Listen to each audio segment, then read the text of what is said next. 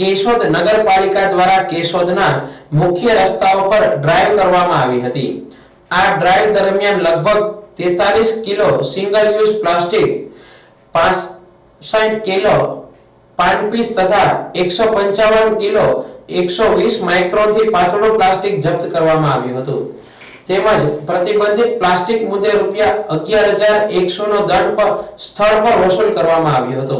આ ડ્રાઈવમાં ગઈકાલે probational collector Shri Aishwarya Dubey, પાલિકા ચીફ ઓફિસર કચેરી અધિક્ષક વિઠલાણી, સેનેટરી ઇન્સ્પેક્ટર ડઢાણિયા, એસબીએ ના કર્મચારી જયદેવભાઈ ગઢવી,